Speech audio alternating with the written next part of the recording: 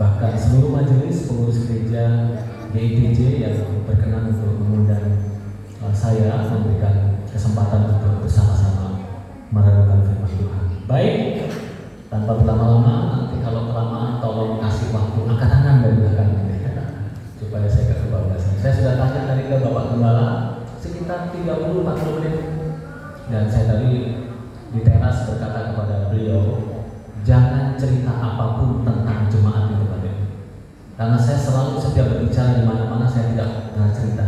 Tahu maksud saya kan? Supaya tidak ada suara-suara kedua dan ketiga. Oh, si orang begini, si anu begini, nah, saya tidak. Dan Bapak Gembala berkata, siap, dan memang saya tidak akan cerita apapun.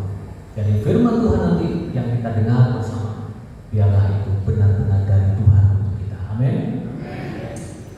PGI secara resmi nasional memberikan tema Allah hadir untuk menyelamatkan keluarga.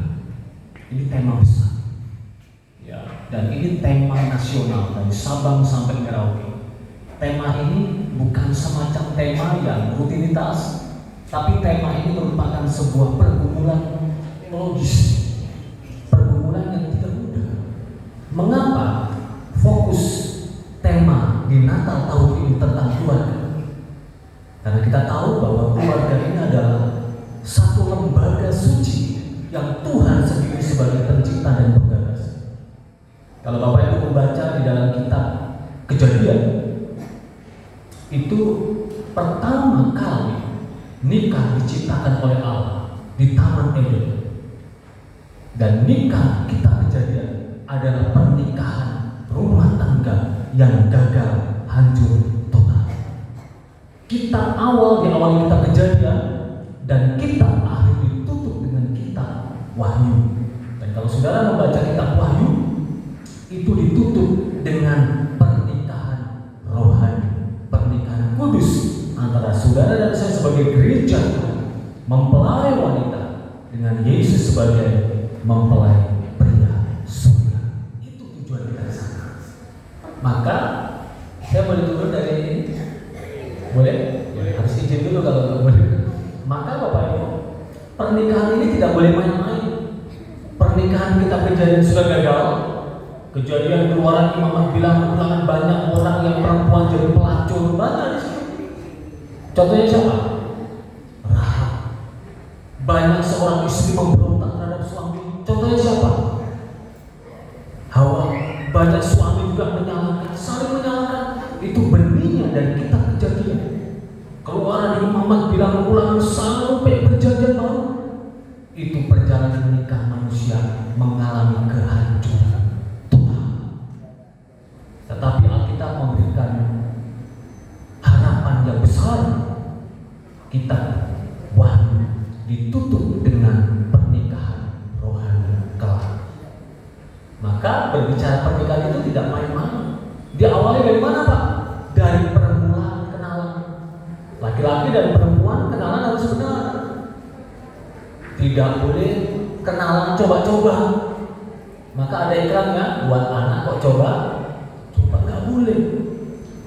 Kenalan itu betul-betul tujuannya satu, menikah.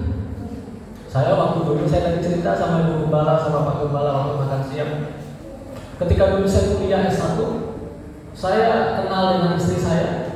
Dia semester 3, saya semester 1. Saya langsung ngomong ke rektornya, saya menjalin hubungan dengan kakak kita. Enggak boleh, tapi saya katakan, izinkan, saya jamin hubungan saya akan baik-baik. Ternyata 4 tahun saya kuliah dan lulus, pimpinan kampus saya kasih undangan. Kaget ya, kok kamu bisa sesetia ini? Saya bilang, pernikahan itu diawali dari pacaran. Permulaannya jangan main-main. Ya, teman-teman anak-anak kaum muda, ya remaja, kalau sudah main-main, putuskan, lepaskan. Karena itu bukan Tuhan. Jangan coba-coba. Dari awal permulaan kenalan harus dijaga. Karena kalau sudah dari awal sudah rusak, kemungkinan untuk dipulihkan itu bisa, tapi harus membayar. Perlu diperhatikan, Alkitab mencatat harus satu iman, harus satu baptisan, harus satu Tuhan, harus satu Allah, harus satu pengajaran. Nah, itu penting. Kita jasmani udah beda kan? Jenis kelamin beda. Saya laki-laki, istri saya perempuan. Istri saya nenek moyangnya itu Danau Toba sana. Ya kecil, sekolah lahir di Tanjung Priok, Jakarta. Tapi nenek moyangnya itu di sana. Keluarganya Jenderal Luhut Panjaitan, karena dia Bolu Panjaitan. Keluarga satu rumpun, nenek moyangnya sama. Bayangkan suku dia Batak, saya Jawa, asli ada Surabaya. Beda Pak. Dia punya rambut beda, saya Timun. Dia punya kesukaan beda. Kalau orang Sumatera Utara sukanya pedas, kalau saya ya agak-agak manis-manis. Bayangkan, yang jasmani sudah beda, kesukaan beda, jenis kelamin beda, itu beda Pak. Itu mau menyesuaikan adaptasi. Saya tanggal berapa minggu lalu di Banyuwangi Selatan dekat Jember, gara-gara matikan lampu juga mau tidur. Suaminya suka lampu hidup, istrinya nggak suka lampu, matikan, bercerai. Bayangkan, gara-gara masakan istrinya itu sukanya asin, suaminya biasa-biasa, rame, wah, cerai. Itu jasmani Pak. Jasmani beda boleh, suku beda boleh, tapi soal iman jangan coba-coba beda. Amin. Cari yang percaya Yesus.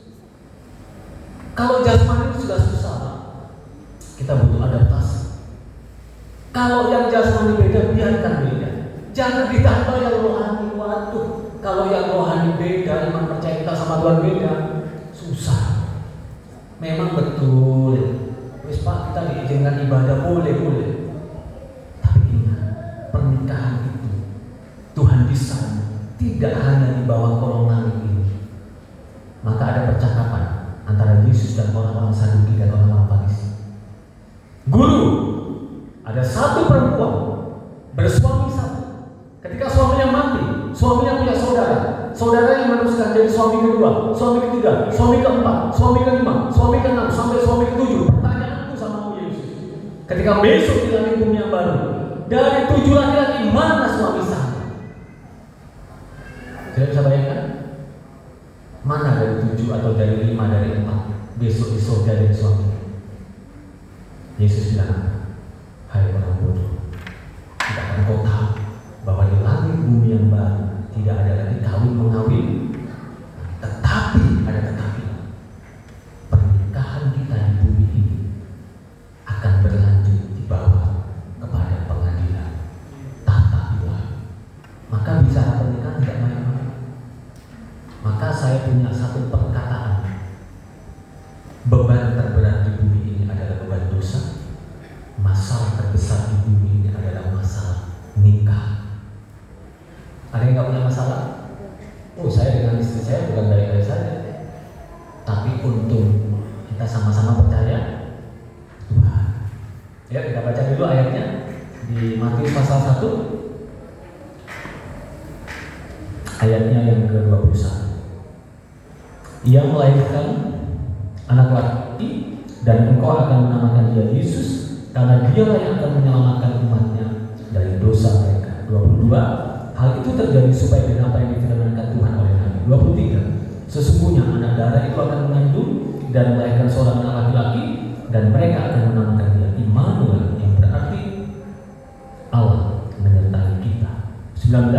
Karena Yusuf suaminya seorang yang tulus hati dan tidak mau mencemarkan nama istrinya di muka umum, Yusuf bermaksud menceraikan istrinya dengan diam-diam. Bapak Ibu, Yusuf dan Maria ini belum menikah ya. Dalam budaya Yahudi, tunangan itu sudah dipandang statusnya seperti suami istri, hanya tidak boleh berhubungan suami istri. Status di masyarakat mereka semacam terikat seperti suami istri, tapi perjaka dan perawan tetap menjaga ketulusan itu. Tujuannya apa?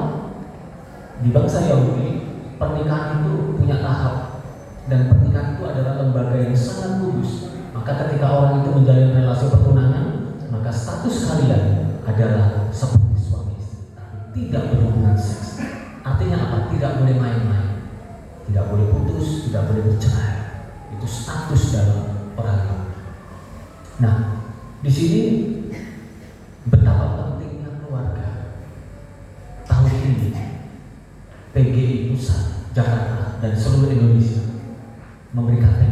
saat Allah hadir untuk menyelamatkan keluarga. Mengapa? Karena Tuhan melihat bahwa ada banyak keluarga yang mengalami pergumulan hidup. Ada banyak keluarga yang tidak lagi bahagia dan harmonis. Sekarang ini media sosial membantu kita, tapi kadang media sosial ini ngeri-ngeri sedap. Pendeta-pendeta yang konflik dalam keluarga langsung diekspos ya. Yang baru-baru ini yang KDRT yang di Sidoarjo itu rekan kenalan saya. Yang siapa yang namanya istri sama suaminya itu, waduh, ternyata suaminya main gila dengan mahasiswa STB. Wah, viral, ngeri zaman sekarang, ngeri sekali, ngeri sekali. Kalau zaman dulu tahun 80, 90, nah itu masih aman ya. Orang salah itu paling lewat radio koran ya. Tapi sekarang sebentar-sebentar di video buat status. Dan kita melihat dan itu membantu memang untuk melihat betapa hancurnya keluarga. Kehancuran rumah tangga Mika itu ternyata tidak hanya menimpa orang-orang non percaya Yesus, tetapi kehancuran keluarga ini menimpa orang-orang yang percaya Yesus. Jadi kebahagiaan ini sudah semacam tidak ada lagi dalam keluarga. Maka saya punya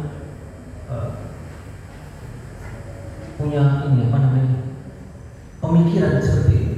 Kebahagiaan itu kita yang menciptakan. Amin. Yang menciptakan kebahagiaan kita, bukan keadaan, Pak. Ada banyak orang melimpah hartanya, banyak yang melimpah tidak kekurangan, tapi merasa gak bahagia. Apalagi orang yang tidak punya apa-apa, dia tidak bisa menciptakan bahagia, tambah sengsara dia. Mikir besok makan apa, hutang belum dibayar, tambah sengsara dia. Sedangkan orang yang melimpah hartanya, tapi dia tidak ciptakan bahagia itu, sengsara dia. Artinya, bahagia itu memang benar dari Tuhan, tapi kita yang menciptakan suasana, kita yang buat suasana bahagia dalam keluarga. Hari-hari ini banyak dalam keluarga kehilangan figur orang tua. Hari-hari ini banyak itu yang beberapa yang buru lompat dari gedung-gedung tinggi. Ternyata sebelum lompat dari gedung tinggi, dia sempat cerita ke temannya, aku gak ada happy dalam keluarga. Tapi kamu orang kaya dong. Kamu kalau pergi ke sekolah ke kampus, kamu selalu diantar sama drivermu. Wih, mobil aku kan ganti-ganti. Apa kata anak ini sebelum terjun dulu dia curhat. Aku udah happy. Kenapa? Orang tua aku di rumah selalu bertengkar terus. Setiap bulan aku memang selalu dikasih uang tabungan otomatis masuk terus. Wah, itu berjuta-juta. Tapi aku tidak pernah mendapatkan bahagia dari orang tua. Terus dan ternyata itu percakapan dia terakhir dengan sahabat. Naik ke gedung, lompat, terjun dan mati. Kenapa? Karena dia cerita, aku gak dapat bahagia dari papa. Terus papaku dari pagi ketemu pagi bilang. Terus mamaku dari pagi ketemu pagi bilang. Kalau mereka kerja sibuk, kerja untuk aku masih oke lah, oke. Tapi masalahnya mereka konflik hampir tiap hari, telingaku panas. Figur ayah sudah hilang. Ada memang ayah di rumah ada. Saya berkata sebagai ayah karena memang Tuhan izinkan saya punya anak dan saya tahu memposisikan diri. Figur ayah sehingga fatherness itu terjadi. Jangan salah, ada bapak, ada ibu di rumah, tapi figur seorang ayah sudah tidak lagi ada di keluarga itu. Ayah yang kasar, ayah yang keras. Kalau anaknya salah, tapi gak di sini ya. Di itu kisah yang saya ceritakan. Ada ibu yang bukan sebagai ibu yang mencurahkan cinta. Kalau anaknya salah, ada yang mengatakan, boleh mencubit ya, boleh ya, mukul boleh. Alkitab mengajarkan kalau anakmu tidak baik-baik maka didiklah dia dengan rotan. Tapi jangan dengan kekuatan kita yang maksimal juga. Pukul dia dengan cinta. Bagian-bagian tertentu. Kita marah, tapi jangan dengan amarah yang luar. Hadirkan cinta. Karena itu akan melukai anak saudara. Kalau KDRT, kalau pukul mendidik tidak apa-apa. Tapi kalau sudah KDRT dengan emosi, dengan amarah, maka itu akan terekam oleh anak. Dan itu sepanjang perjalanan itu. Ayah tidak lagi sebagai imam, Seorang ayah tidak lagi memberikan cinta dalam keluarga. Seorang ibu tidak lagi memberikan teladan bagi anaknya. Kadang seorang anak itu rindu suasana hangat. Saya memahami anak saya perempuan. Mungkin apakah seperti itu ya perasaan wanita ya? Mungkin lembut ya. Saya ini tidak punya siapa-siapa ya. Jadi papa mama, ibu, bapak mertua sudah dipanggil Tuhan secara serentak hanya hitungan berapa bulan. Jadi di dunia ini saya cuma saya, istri dan anak. Jadi istri saya bilang begini, coba perhatikan, anak masih kecil ini sudah begini gaya. Itulah memahami wanita, perasaan wanita. You memahami istrimu belum tamat, tambah lagi anak perempuan ini. Bayangkan saudara, dalam hati pusing juga kadang. Bayangkan, tidak ada angin, tidak ada hujan, saya sudah berusaha maksimal baik, masih salah di hadapan anak. Papa tidak seperti itu, papa. Terus istri saya ngomong, itulah perempuan, perasaannya sangat sensitif itu. Saya kadang merenung apa begini. Dia berusaha untuk memahami, berusaha dari hal kecil, karena dari hal kecil itu akan merambah sedang, besar, dan hancur.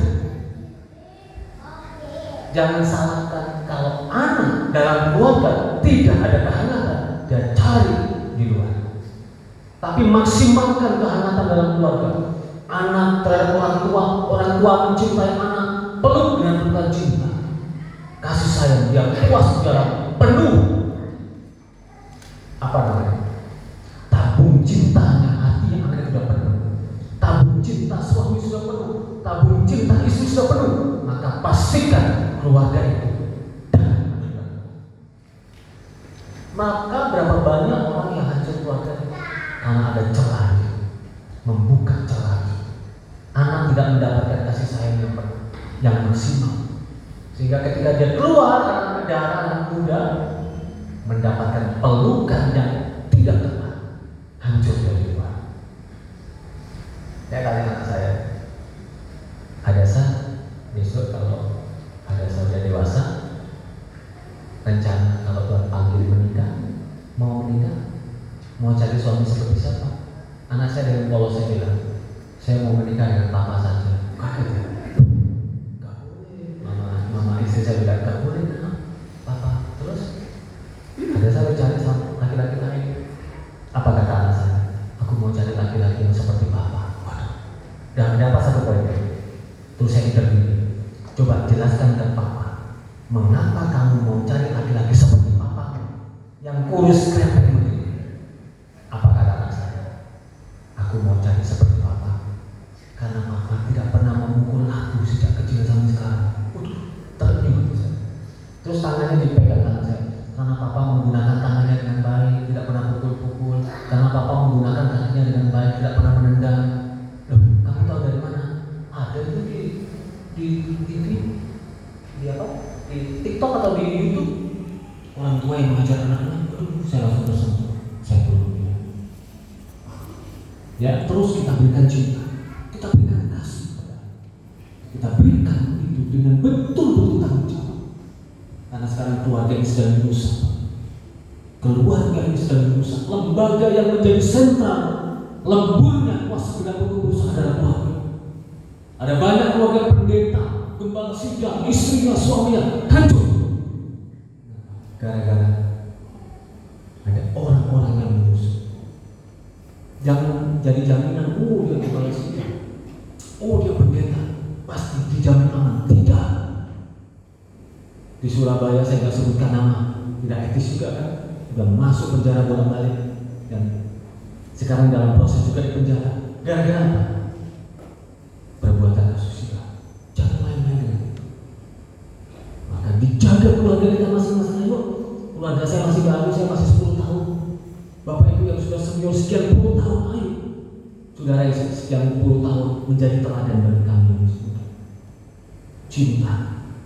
Terus. Saya tadi waktu di sana saya rekam paduan suara haleluya yang paduan suara haleluya yang sepuh. Mohon maaf, ada opa yang sudah sepuh. Hatiku berkata, Tuhan, opa-opa yang nyanyi di depan, dia sudah melewati usia seperti aku, 30, 40, 50, 60. aku yang masih muda, belum tentu ada jaminan seperti Opa sampai 78 belum tentu. Dan saya lihat di sana di usia senja tetap setia melayani Tuhan. Itu yang Tuhan mau. Ayo GITJ Bakaran. Bukan hanya namanya bakaran, tapi spiritnya juga dibakar. Amin. Jaga keluarga kita masing-masing. Hati-hati. Dosa dalam keluarga ini adalah dosa yang sangat sensitif. Apa itu? Dosa kebenaran diri sendiri. Kalau Bapak Ibu membaca kitab Kejadian, ketika Adam dan Hawa berdosa, Tuhan datang dengan suara kaki dek, dek. Adam, Hawa, di mana engkau? Apa kata mereka? Saling menyalahkan. Tuhan, perempuan yang kau taruh ini, bayangkan perempuan itu yang kau, itu manusia. Dalam keluarga saling menyalahkan, perempuan menyalahkan sesama, yang kau menyalahkan Tuhan. Oh, ngeri kan? Dalam keluarga, kalau ada dosa kebenaran diri sendiri, maka dia akan hancur. Kebenaran diri sendiri itu kalau di Alkitab digambarkan penyakit kusta. Kusta yang sesungguhnya itu kusta yang mungkin kalau kusta yang puncak itu warnanya putih pekat. Dan kalau kustanya sudah puncak, mohon maaf, jari-jari lepas sudah tidak terasa lagi. Itu kusta. Dosa kebenaran diri sendiri putih, sepertinya benar tapi salah. Putih kusta tapi penyakit. Lepas jarinya satu dia tidak terasa.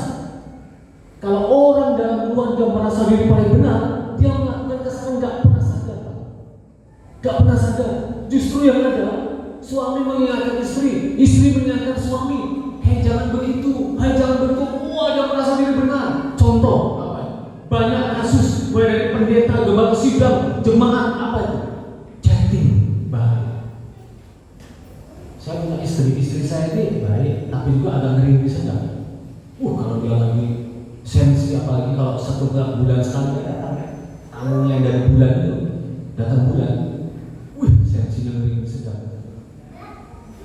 HP saya nggak pernah ada password. Ada password tapi dia tahu. Dan dia sensitif. Dan dia memberikan alarm ke saya, hati-hati kalau curhat dengan lawan jenis. Saya bisa melawan, bisa saja. Bisa ya, saya bisa melawan. Saya hamba Tuhan. Saya pastor di JKI Mandat Kerajaan Banyuwangi. Ini jemaat saya, bisa saja. Tapi kadang saya dengar, hati-hati dengan orang A, B, C, D, hati-hati. Kamu lihat mengatakan keluarga mereka, hati-hati. Boleh melayani, tapi kamu lihat. Sepertinya saya nggak bisa terima dengan nasihat, karena dia perempuan, istri saya jauh di bawah saya. Tapi saya ingat, ada sesuatu dia menasihati saya. Tapi saya nggak langsung oke ya. Saya tunggu beberapa jam, bisa 1 hari baru saya hati-hati. Jadi, bagaimana kabarnya?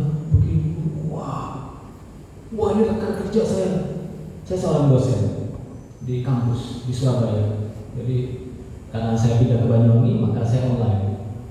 Beberapa bulan sekali saya ke Surabaya untuk pertemuan di kampus. Tapi lebih banyak online. Mahasiswa yang saya ajar dari Manado, Kalimantan, Pulau Nias. Ayo Pak. Putih, bersih, mulus, aduhai. Istri saya tahu kalau saya ngajar, ayo masih, menantu, cantik. Tapi saya terjaga, tetap menjaga. Saya laki-laki dan saya katakan ke mahasiswa, hai mahasiswa, dosenmu ini, saya ngomong di gereja saya di Banyuwangi, Bapak Ibu jemaat ini, pastormu ini bukan dari pipa paralon, ini bukan besi, daging punya nyawa, kesentuh dengan lawan jenis gak ada, hancur. Maka tema ini tidak main-main. Tema ini menentukan rumah tangga kita selamat atau tidak. Banyak orang main-main dengan hal sepele kok, perhatian kecil ya, sepele saja kok, gak ada masalah. Tapi benar-benar das. Ada banyak orang nggak sadar kan Pak, nggak sadar diingatkan suaminya, nggak mau sadar, diingatkan istrinya, nggak mau sadar, diingatkan anak-anak yang sudah mulai beranjak remaja, papa, mama, ayo yang aku dong, jangan begini-begini, karena aku lihat papa ini telepon-telepon sama perempuan lain, terus aku lihat mama juga ada kalau malam telepon-telepon sama laki-laki, ada peristiwa, ada. Anaknya berkeluh kesah, bagaimana papa mamaku tak kasih tahu, dia nggak mau, mereka asik telepon di sudut-sudut ruangan dengan laki-laki dan perempuan lain sampai malam. Aku anaknya menyaksikan itu sedih. Aku sebagai anak menasihati tidak mungkin bisa diterima, kata anaknya. Datanglah hamba Tuhan menasihati mereka. Kata anakmu kamu begini. Enggak apa itu. Terus dia berubah. Coba buka Wahyu pasal 22 ayat 11. Hati-hati, banyak orang sudah semacam ini. Wahyu 22 ayat 11. Dinasihati sama anak tidak mau, dinasihati sama orang tua tidak mau, dinasihati sama keluarga tidak mau. Wahyu pasal 22 ayatnya yang ke-11.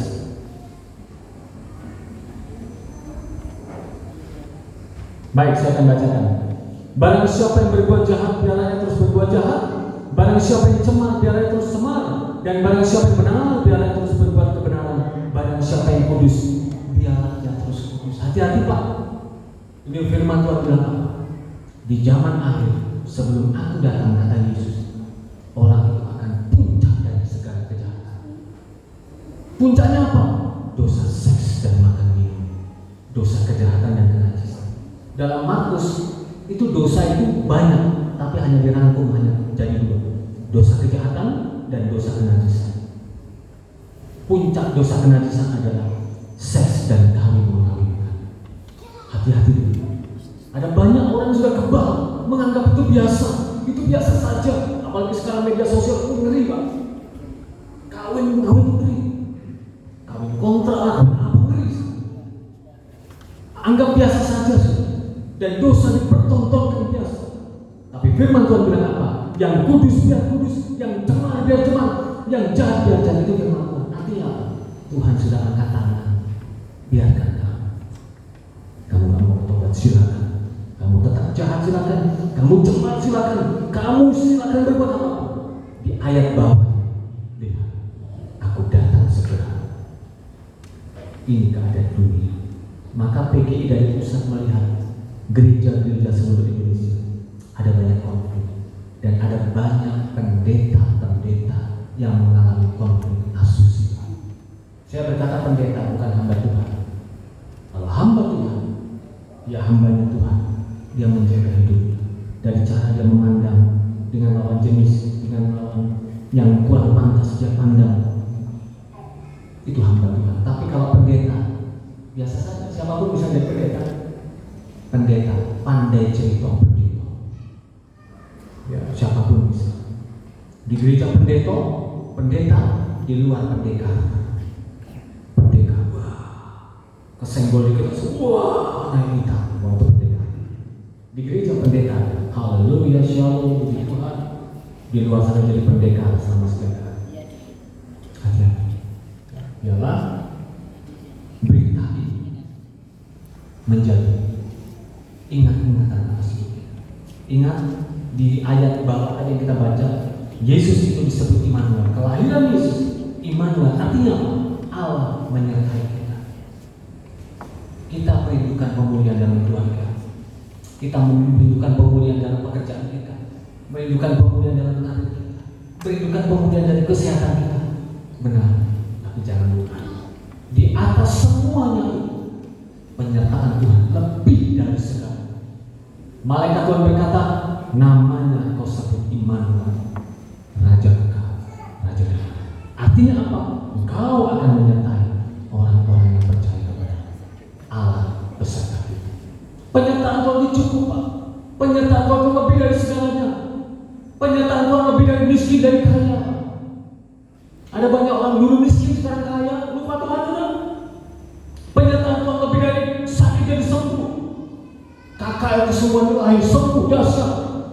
Umat penyakitnya tinggal Tuhan.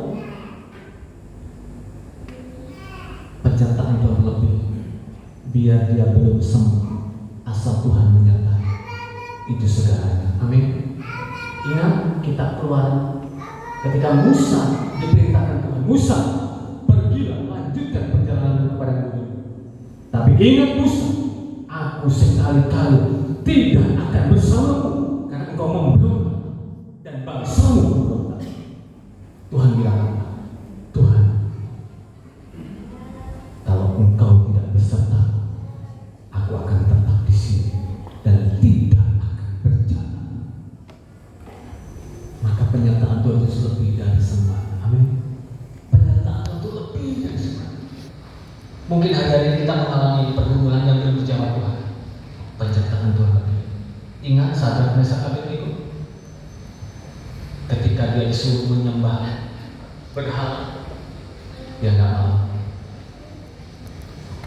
Sadrak Mesak Abednego, mereka berkata kepada Nebukadnezar, hai Raja, andai kata aku ditolong Tuhan atau tidak, kitab Daniel pasal 3, aku tetap akan menyembah Allah. Kalau Allahku menolong aku tetap sembah Engkau. Tapi kalau andai kata Allah yang aku sembah tidak tolong aku, tetap aku akan sembah Allah. Ayo mereka dilemparkan ke dalam api. Dan dari 3 Sadrak Mesak Abednego ada satu pribadi yang tampaknya seperti dewa, itu yang menyelamatkan mereka. Jadi kita ditolong Tuhan atau belum, biar kita tetap bawa keluarga kita sama Tuhan. Amin. Ditolong Tuhan belum, kita bawa. Dia adalah Sang Firman yang jadi manusia. Sang Firman menjadi manusia. Jadi Allah yang kita sembah Allah yang benar, Allah yang hidup. Sekarang tanggal 25 Desember hari apa sekarang terkenal? Hari Natal dan hari Mu'alaf sedunia. Saya ditanya orang, Pak, bagaimana sih manusia Pak? Allah Bapa tidak manusia. Sudah tahu mengapa hari ini diklaim sebagai hari itu? Karena Yesus yang kita sembah adalah pribadi yang punya kuasa di bumi dan di surga. Maka Yohanes 1:1, pada mulanya adalah Firman, dan Firman itu bersama dengan Allah, dan Firman itu adalah Allah. Fil badi kana al-kalimah wal kalimatu kana Allah wa kana al-kalimatu haza kana fil badi Allah kullu shay'in bihi kana wa bihi qul lam yakun shay'un mimma kana. Itu bukan Al-Qur'an ya, itu Alkitab. Yohanes 1 ayat 1-3. Jadi Allah yang kita sembah, Yesus yang kita sembah, sanggup memulihkan segala sesuatu. Amin. Ini Natal ini, ayo sebelum saya akhiri renungan singkat saya, ambil keputusan Tuhan.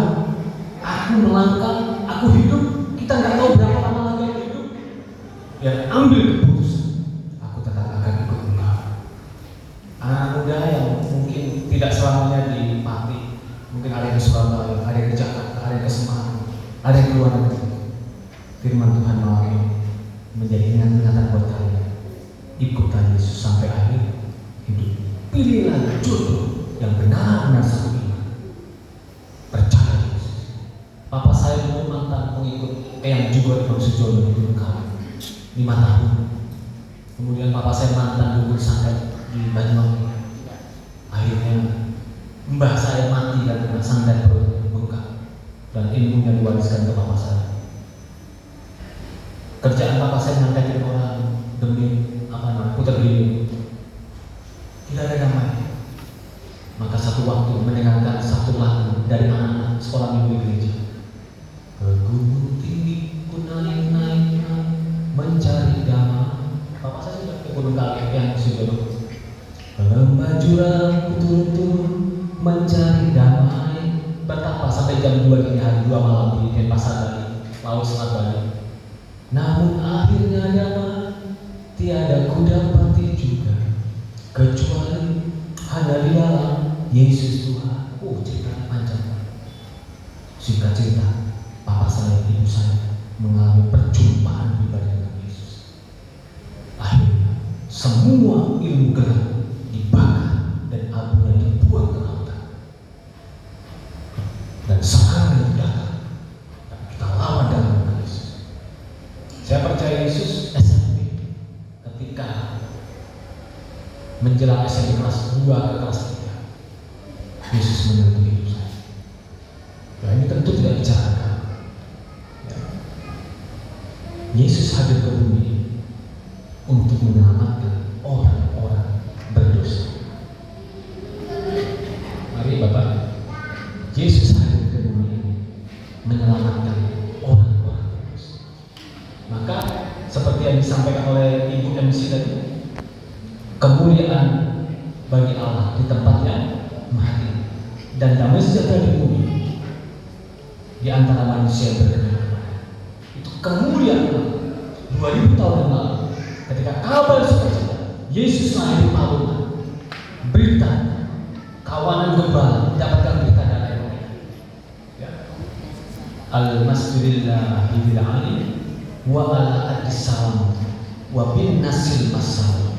Segala kemuliaan bagimu yang pada tempat yang mati. Jadi berita Natal itu besar. Maka Yohanes pasal 3 ayat 16, karena begitu besar kasih Allah akan dunia ini, sehingga Allah yang besar mengaruniakan anaknya satu-satunya ke bumi, supaya siapa yang percaya kepada anak itu yang adalah Yesus diselamatkan dan tidak binasa. Saya ditanya orang, wah orang Kristen ini aneh ya, mosok Tuhan yang punya anak, kalau Tuhan punya anak siapa bedanya gitu ya? Saya jawab ya tidak begitu. Kami orang Kristen tidak seperti itu, karena kami orang Kristen meyakini bahwa Allah itu besar. Allah itu satu. Kita tidak pernah meyakini Allah punya anak. Allah punya anak itu istilah, sama seperti anak tangga itu. Apakah anak tangga punya ibu? Siapa dia punya tangga? Tidak. Anak pisang, apakah pisang punya ibu? Tidak. Kunci sama gepok. Anak kunci tidak punya ibu bapak. Tapi yang disebut dengan anak Allah, lahirnya, nuzulnya sang firman, kalimat Allah, sang firman Allah, wulida minal, lahir dari Bapa, itu lahir. Saya mau tanya, ada nggak orang dilahirkan dari Bapa? Tidak. Orang lahir pasti dari ibu. Makanya peribadatan gereja di Timur Tengah, di Arab Saudi, di Yaman, di Maroko, di Mesir, di Yordania, punya angkutan semacam itu. Kalimat Allah wulida minal, sang firman itulah Yesus dilahirkan dari Bapa. Apa maksudnya? Firman Allah yang bakar dan kekal yang abad turun nuzul ke bumi menjadi serupa dengan manusia. Maka Yohanes 3:16, li annahu hakaza habbahu ta'ala hatta badzala lahu wahid likai la ya'tika kullu man yu'minu bihi balataku lahu hayatun abadiyah. Siapa percaya kepada aku, engkau selamat. Tidak percaya, lenyap, binasa. Maka di momen Natal ini, Yesus hadir menawarkan keselamatan bagi kita. Amin. Tidak bicara agama. Saya ditanya orang, Pak, agamanya Yesus apa? Tidak punya agama. Yesus hadir tidak bawa agama, tapi Yesus hadir membawa damai sejahtera. Damai sejahtera. Maka berita kelahiran ini berita yang besar. Berita kelahiran ini berita yang besar. Saya baru Natalan dari Banyuwangi Selatan. Itu dihadiri oleh tokoh-tokoh agama. Di Bonkei, Surabaya, Jalan Manyar, saya Natalan bersama ulama-ulama tokoh-tokoh. Dan beberapa ulama mengatakan, menurut saya, itu kata beliau, ya saya tentu gak berani dengan seorang Kristen kan. Itu baca itu, saya nafsirkan karena ayat penistaan agama, saya bisa masuk aja. Tapi saya ingat apa yang disampaikan mereka. Saya bersyukur, terima kasih kepada Pak Pendeta yang mengundang saya, kata tokoh-tokoh agama. Karena memang kita ini saudara, kata mereka. Alhamdulillah. Karena memang di Al-Quran itu ada narasi tentang kelahiran Yesus. Di surat mana Pak? Surat Ali Imran ayat 45. Qolatil malaikat, ingatlah ketika malaikat berkata kepada Maryam, ya Maryam, hai Maryam, innallaha yubasyiruki bi kalimatin minhu ismuhul masih Isa ibnu Maryam wajihan fid dunya wal akhirah. Ya artinya sendiri ya, saya tentu tidak menafsirkan ini karena saya tidak sedang menafsirkan. Setiap agama punya undang-undang. Ini ada kesamaan seperti dalam Matius dan Lukas. Hai, aku memberikan kabar kepada kalian. Jadi di momen Natal ini biar kita saling bergandengan tangan. Amin. Saling membantu, saling membantu. Di sini saya senang. Tadi Bapak Gembala dan Majelis Yesus bilang, di sini mungkin nanti ada pengurus dari pemerintahan datang, alhamdulillah. Nanti ada warga yang non Kristen datang, alhamdulillah. Saya mau kasih tahu, kalau di Timur Tengah malam Natal ini, Grand Chef Abuna dari Muslim datang mengucapkan selamat malam. Keren nggak? Keren. Ini bukan soal bicara beda agama, tidak, tapi toleransinya di Timur Tengah, wow, tinggi. Tapi sebaliknya, kalau Muslim Maulid Nabi, hari raya, yang Kristen memang kita buat, ayo kita mantapkan ini saudara kita Islam, kita buat. Kita hidup di Indonesia semacam itu, amin. Saling gotong royong, saling membantu. Agama aku di hukum aja, tidak usah ngajak-ngajak pindah agama. Oke? Keyakinan kita, ayo. Yang Islam tekun sembahyang, yang Kristen menghadap Tuhan, datang sama Tuhan Yesus. Jangan main-main, karena kita sejatinya pasti akan mati. Kulun nafsi dan kata kita semua yang hidup di hadapan Allah mati. Yang terpenting bukan bagaimana cara mati. Orang mati bisa kena stroke, orang mati bisa kena tenggelam, orang mati bisa kena kecelakaan, orang mati bisa kena ditembak orang. Bukan itu yang penting. Tapi yang terpenting dengan siapa kita sudah kenal Sang Juru Selamat atau belum. Amin. Itu yang penting. Kalau kita mati sudah kenal Sang Juru Selamat, pribadi Yesus Sang Juru Selamat, maka percaya kita nggak perlu perlu gentar, amin. Tapi jangan cari maut. Aku nggak pergi mati, jangan ya. Itu konyol. Kita doa sama Tuhan, ya Tuhan, aku percaya kepada Engkau. Selamatkan keluargaku, selamatkan rumah tanggaku. Amin. Biarlah firman Tuhan yang singkat ini menjadi bekal perjalanan, khususnya menguatkan sidang jemaat di tempat ini. Tadi yang awal sudah kita bersama-sama belajar. Tuhan menyelamatkan keluarga. Ayo, suami, istri, anak, kita belajar akur. Kasih sayang, cinta itu kita ciptakan. Kita nggak minta sama Allah, ya Allah tolong, nggak datang-datang kalau kita nggak bereaksi. Tapi kita mohon sama Tuhan, sama Allah, sama Tuhan Yesus tolong. Maka kita usahakan, aku mau bahagia, aku mau bahagia. Istri yang sudah melakukan kesalahan besar, maafkan dia. Suami yang melakukan kesalahan besar di masa lalu, lupakan dia. Memaafkan dan melupakan dua hal yang sangat susah. Tapi saya percaya memaafkan bisa, melupakan itu susah. Tapi saya mau katakan, saudara, kalau saya mau cerita, istri saya melakukan apa yang besar dalam hidup saya berusaha memaafkan dia. Karena firman Tuhan berkata, Yesus berkata, barang siapa tidak memaafkan, mengampuni, maka dosamu tidak akan diampuni. Selesai kan? Jangan lagi ada sampai mati dia bongkok hidup, gue nggak tak ampun. Rugi saudara, rugi. Apalagi saudara yang sudah sepuh-sepuh, mohon maaf. Secara umur yang sepuh mati duluan kan? Tapi belum tentu yang muda juga bisa mati duluan. Tapi logika secara umur yang tua pasti mati duluan. Jangan pertahankan dosa. Istri gua salah, ampuni, maafkan. Pak, sudah belasan tahun menyakitkan hatiku, maafkan dia, sudah selesai. Dan itu saya alami. Saya melepaskan pengampunan ke orang-orang yang banyak menghancurkan dosa. Saya tidak ada waktu untuk cerita ini lagi, karena kita akan akhiri khotbah saya. Tapi saya bagikan betapa kuatnya pengampunan, dan saya tuntas dengan hati saya. Saya ngomong sama Tuhan, Tuhan, kapanpun kau panggil aku mati, aku siap, karena hatiku beres, tidak ada pahit hati dan luka. Amin. Jangan ada luka emosi. Mungkin suamimu nggak tahu, mungkin istrimu nggak tahu, mungkin anakmu nggak tahu betapa pahitnya luka. Malam ini, sebelum pulang, tinggalkan tempat, berjanji sama Tuhan, aku mau maafkan suamiku, aku mau mengampuni istriku, walaupun menyakitkan dan menghancurkan hidup. Seorang anak, engkau anak-anak, kau harus lepaskan pengampunan. Mungkin kau pahit hati kepada orang tua. Ada orang tua yang sudah pisah. Tadi Yusuf bercerai, ayat 19, Yusuf bermasuk bercerai. Mungkin ada keluarga yang sudah diambang kehancuran. Saya main di SMA Muncak dan di Banyuwangi Selatan, 830 anak SMA. Banyak terkapar histeris dari banyak agama. Saya bawa beberapa dokter dari Banyuwangi dan konselor histeris. Selesai acara, mereka puas nangis. Kami tanya, kenapa? Keluarga aku hancur. Papa mamaku sudah diambang percaya dan aku hancur. free sex, narkoba, ganja. Itu di Banyuwangi yang saya alami sekarang. Jangan main-main.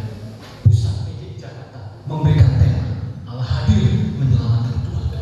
Buat apa kita hebat? Pekerjaanmu hebat, dahsyat. Gerejamu hebat, bisnismu hebat. Hancur rumah tanggamu, tidak ada artinya.